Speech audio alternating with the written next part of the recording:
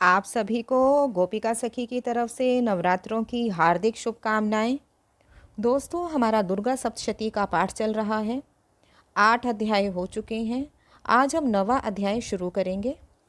ये जो 9वां अध्याय है, ये संपत्ति तथा लाभ प्राप्त करने के लिए किया जाता है और इस अध्याय में निशुंभ के वध के बारे में वर्णन किया गया है।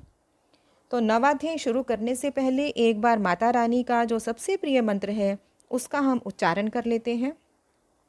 सर्वमंगल मांगल्ये शिवे सर्वार्थ साधिके शरण्ये त्र्यंबके गौरी नारायणी नमोस्तुते। 9वां अध्याय शुरू करते हैं। राजा ने कहा, भगवान, आपने मुझे रक्त बीज के वध से संबंध रखने वाला देवी चरित्र का यह अद्भुत महात्म्य सुनाया।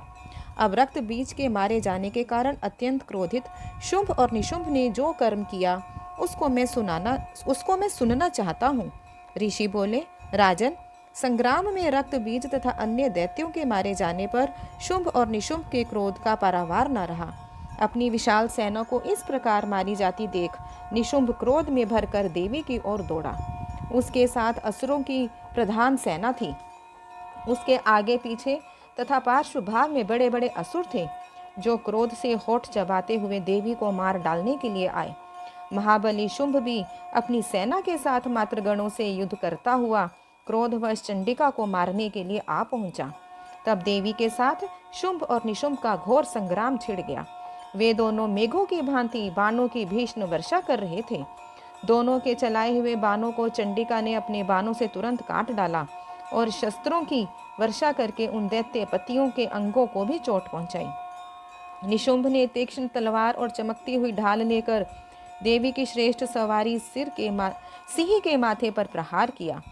अपने वाहन को चोट पहुंचने पर देवी ने श्रुप्र नामक बाण से निशुंभ की उत्तम तलवार तुरंत ही काट डाली और उसकी ढाल को भी, जिससे 8 चांद जड़े थे, टुकड़े टुकड़े कर दिए। ढाल और तलवार के कट जाने पर उस असुर ने शक्ति चलाई, किंतु सामने आने पर देवी ने चक्र से उसके भी 2 टुकड़े कर दिए। अब तो निशुंभ क्रोध से जल उठा और उस दानव ने देवी को मारने के लिए शूल उठाया, किंतु देवी ने समीप आने पर उसे भी मुक्के से मारकर चूर्ण कर दिया। तब उसने गदा घुमाकर चंडी के ऊपर प्रहार किया, परंतु वह भी देवी के त्रिशूल से कटकर भस्म हो गई। तदंतर दैत्यराज निशुंभ को फरसा हाथ में लेकर अपनी ओर आते देख देवी ने बाणों से आहत कर उसे धरती पर सुला दिया। उस भयंकर पराक्रमी भाई निशुंभ के धराशायी हो जाने से शुंभ क्रोधित हुआ और अंबिका का वध करने के लिए आगे बढ़ा। रथ पर बैठे बैठे ही उत्तम अस्त्रों से शोभायमान अपनी बड़ी बड़ी 8 अनुपम भुजाओं से समूचे आकाश को ढककर वह अद्भुत शोभा पाने लगा। उसे आते देख देवी ने शंख बजाया और धनुष की डोरी का भी अत्यंत दुस्सह शब्द किया। साथ ही अपने घंटे के शब्द से, जो समस्त सैनिकों का तेज नष्ट करने वाला था, संपूर्ण दिशाओं को गुंजा दिया। इसके बाद सिंह ने भी अपनी दहाड़ से, जिसे सुनकर बड़े बड़े गजराजों का महान मद दूर हो जाता था, आकाश, पृथ्वी और 10 दिशाओं को गुंजा दिया। फिर काली ने आकाश में उछलकर अपने दोनों हाथों से पृथ्वी पर चोट की। इससे ऐसा भयंकर शब्द हुआ जिससे पहले के सभी शब्द मंद पड़ गए। अब शिव दूती ने दैत्यों के लिए अमंगलजनक अट्टहास किया। इन शब्दों को सुनकर समस्त असुर थर्रा उठे, किंतु शुंभ को बड़ा क्रोध हुआ। उस समय देवी ने जब शुंभ को लक्ष्य करके, ओ दुरात्मा, खड़ा रहे, कहा, तभी आकाश में खड़े हुए देवता बोल उठे, जय हो, जय हो। शुंभ ने वहां आकर ज्वालाओं से युक्त अत्यंत भयानक शक्ति चलाई। अग्निमय पर्वत के समान आती हुई उन शक्ति को देवी ने बड़ी भारी उल्का से दूर हटा दिया। उस समय शुंभ की गर्जना से तीनों लोक गूंज उठे। राजन, उसकी प्रतिध्वनि से वज्रपात के समान भयानक शब्द हुआ, जिसने सब शब्दों को जीत लिया।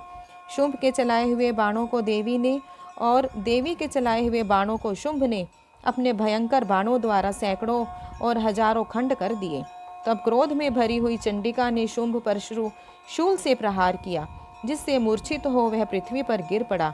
इतने में निशुंभ को चेतना हुई और उसने धनुष हाथ में लेकर बाणों द्वारा देवी काली और सिंह को घायल कर दिया। फिर उस दैत्यराज ने 10,000 बाहें बनाकर चक्रों के प्रहार से चंडिका को आच्छादित कर दिया। तब दुर्गम पीड़ा का नाश करने वाली भगवती दुर्गा ने कुपित होकर अपने बाणों से उन चक्रों तथा बाणों को काट गिराया। तब वह गदा हाथ में लेकर बड़े वेग से दौड़ा। उसके आते ही चंडी ने तीक्ष्ण धार वाली तलवार से उसकी गदा को शीघ्र ही काट डाला। तब उसने शूल हाथ में लिया। देवताओं को पीड़ा देने वाले निशुंभ को शूल हाथ में लिए आते देख चंडिका ने वेग से चलाए हुए अपनी शूल से उसकी छाती छेद डाली। शूल से विदीर्ण हो जाने पर उसकी छाती से एक दूसरा महाबली पुरुष खड़ी रह कहता हुआ निकला।